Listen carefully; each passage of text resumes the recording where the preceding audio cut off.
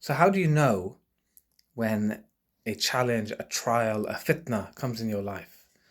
How do you know if this is a punishment from Allah or a test? Right? Maybe you lost your job. Maybe you're having terrible arguments with your spouse. Maybe in your business you're not earned anything for months. You're in a dire situation. A client asked me the other day, and it's a regular thing which all of us ponder time to time. He asked me, I'm probably being punished, right? I said, oh, hold on, right?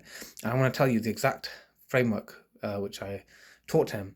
Something I learned from the shiuch in my times as a talib al-ilm when I was studying sacred knowledge, attending classes weekly in tafsir and hadith and fiqh. And it's a very beautiful framework which, whenever a test comes, you need to ask yourself go through this three-stage criteria. So stage one, which is ask yourself, when this trial comes, are you patient with it, right? If you're patient with this test, which came from you, right? You're patient. What's a sign of patience? A sign of patience is that you're not complaining all the time. A sign of patience is that you're not angry at people, you're not angry at your creator, yeah, right? You're just kind of putting up with it. That's sabr, that's patience, that's steadfastness. That's a sign that this is a test and you are passing. Okay, that's great, right? And there'll be reward in that. The next stage, another criteria is even better than that, that you're grateful, right? You're grateful for the test. Now, this is a high maqam, and you get that. You get, I remember when we were in Morocco, and there was a tour guide who took us on a tour for the seven saints of Marrakesh. These are awliya, these are very pious, righteous scholars and individuals. And one of them, I remember, was a scholar who had leprosy. And he used to, every time every time a body part would fall off, he would hold a gathering of khair, a gathering of religious knowledge and dhikr, and celebrate, right? That's how he showed gratitude to Allah, right? So when you can reframe the situation and actually see the good in it and give shukr, give gratitude, that is actually an elevation. That's your rank going higher, right? So that's not a test. That's an elevation. And the third one, this is when it's a punishment.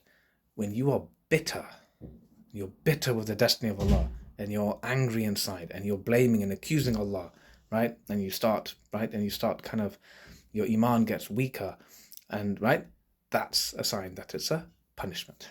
Okay, so in other words, it's kind of in your control. The way you respond tells you whether it's a test or a punishment. And this reminds me of the Hadith Qudsi, right? Well, where Allah says the nearest meaning, "Ana inda dhanni abdi bi," right?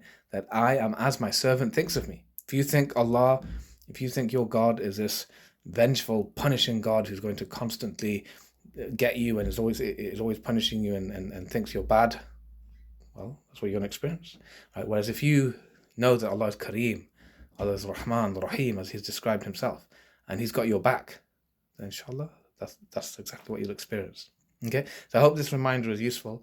When next time, if you're going through a challenge now, I hope this gives you comfort, and you have that choice to flip it around. Have sabr, ask Allah for patience, look for the good, and this too will pass, right?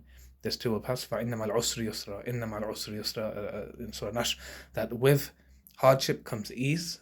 With hardship comes ease. That's a separate lesson, but we know that ease follows hardship, just like night follows day. So you'll get through this. Jazakallah khairan. Assalamu alaikum.